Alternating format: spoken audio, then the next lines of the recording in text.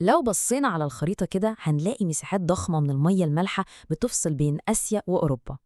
ممكن من بعيد يبانوا شبه بعض، بس الحقيقة إن تحت السطح في عالمين مختلفين تماماً. النهاردة بقى هنغوص مع بعض في أعماق النظم البيئية دي عشان نكتشف الأسرار اللي بتخلي كل واحد فيهم فريد النوع. طيب، إيه الحكاية اللي بتحكيها لنا البحار دي؟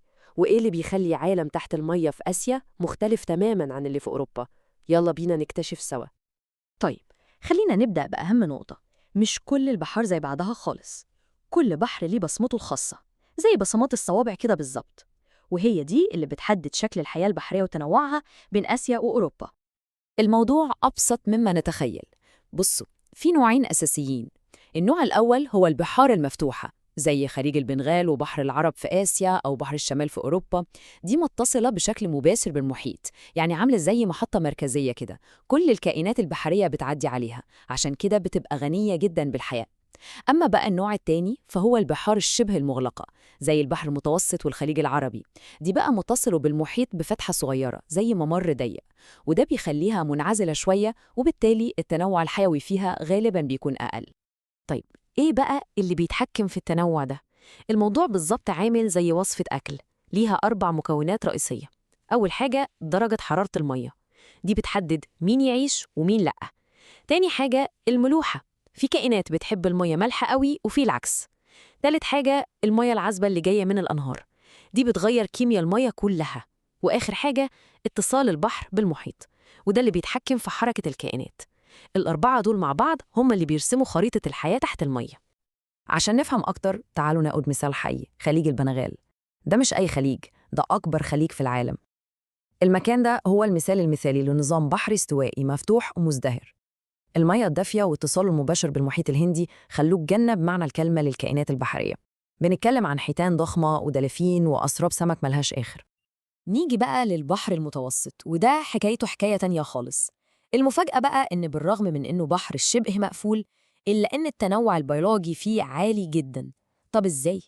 السر كله في الأنهار الكتير اللي بتصب فيه، وبتجيب معاها مياه عذبة خصوصاً في الجزء الغربي. لكن للأسف الجمال ده بيواجه وحش كبير، التلوث. مستويات التلوث العالية من الصرف الصحي والبلاستيك بتهدد تخنق الحياة الفريدة دي. طيب، بعد ما شفنا الاختلافات الكبيرة في البحار نفسها، تعالوا نركز على كنوز معينة مش موجودة غير على سواحل آسيا الاستوائية الدافية. وهنا بقى بنشوف فرق واضح جدا. أوروبا بسبب مناخها ما عندهاش بشكل طبيعي كنوز زي الشعاب المرجانية وغابات المنجروف. الحاجات الجميلة دي محتاجة مياه دافية عشان تعيش وتكبر، وده بالظبط اللي بتوفره سواحل آسيا بامتياز. لما بنتكلم عن الشعاب المرجانية في آسيا، لازم نتكلم عن مكان أسطوري اسمه مثلث المرجان. تخيلوا معايا كده إن المنطقة دي هي غابات الأمازون بس تحت المية. دي أغنى منطقة في العالم كله بالحياة البحرية. وطبعا الشعاب دي موجودة كمان في البحر الأحمر والخليج العربي. بس المشكلة الكبيرة إن كل الجمال ده مهدد. التوسع العمراني والنشاط البشري جنب السواحل بيبوظ الجنات دي. الرقم ده لوحده كفيل يوضح الصورة. 50%. تخيلوا، نص غابات المانجروف اللي في العالم كله موجودة في آسيا لوحدها. ده بيورينا قد إيه القارة دي مهمة ومحورية في الحفاظ على النظام البيئي ده على مستوى العالم. والحاجة المدهشة إن أماكن وجود المانجروف هي تقريباً أماكن الشعاب المرجانية، يعني في جنوب وجنوب شرق آسيا والبحر الأحمر والخليج العربي. بنلاقي النظامين دول عايشين جنب بعض، بيحموا بعض، وكل واحد فيهم بيساعد التاني، والاتنين طبعاً بيحبوا نفس الجو الدافئ. لغاية هنا الكلام كله جميل، بس للأسف في جانب تاني للقصة، جانب مظلم شوية. النظم البيئية دي على قد وهي جميلة، على قد ما هي هشة وبتواجه أخطار طبيعية ممكن تدمرها بالكامل. أول خطر معانا هو الأعاصير المدارية. دي عبارة عن إيه؟ دي ببساطة عواصف دوارة عملاقة بتتكون فوق المحيطات الدافية، بتفضل تكبر وتكتسب قوة، وبعدين تضرب اليابسة بكل قوتها، ومعاها رياح مرعبة وأمطار مش بتقف.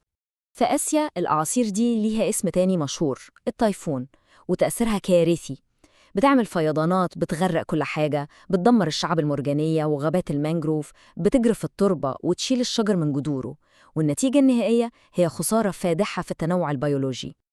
نروح لخطر تاني مختلف تماماً، الانهيارات الجليدية. تخيلوا كتل تلج وجليد بحجم عمارات بتنهار من على قمم الجبال بسرعة ممكن توصل ل 300 كيلومتر في الساعة. دي قوة تدميرية مفيش حاجة تقدر تقف في وشها. والخطر ده مش في قارة واحدة، ده مشترك بين القارتين.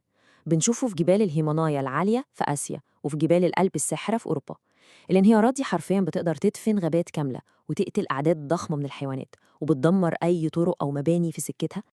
لكن وسط كل الكوارث والتحديات دي في دايماً أمل. القارتين مش واقفين يتفرجوا، بالعكس في كفاح مستمر عشان يرجعوا التوازن البيئي ده. تعالوا نشوف إزاي.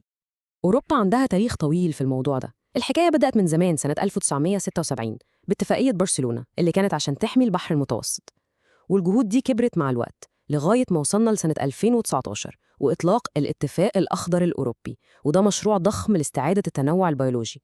وعندهم هدف طموح جدا وهو زراعة 3 مليار شجرة جديدة بحلول 2030.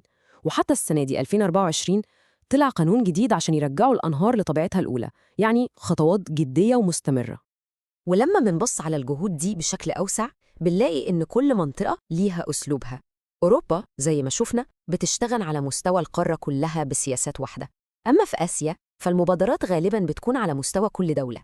يعني مثلاً السعودية عندها برامج لإصلاح الأراضي المتدهورة وإعالة الحيوانات البرية، وفي الهند في مجهود جبار بيتعمل عشان ينظفوا نهر الجانج، وفي الصين عندهم مبادرة عملاقة اسمها شان شوي فيها أكتر من 75 مشروع ضخم لإصلاح النظم البيئية. في النهاية اللي بنشوفه ده حاجة تدعو للتفاؤل، في جهود حقيقية بتتعمل في القارتين.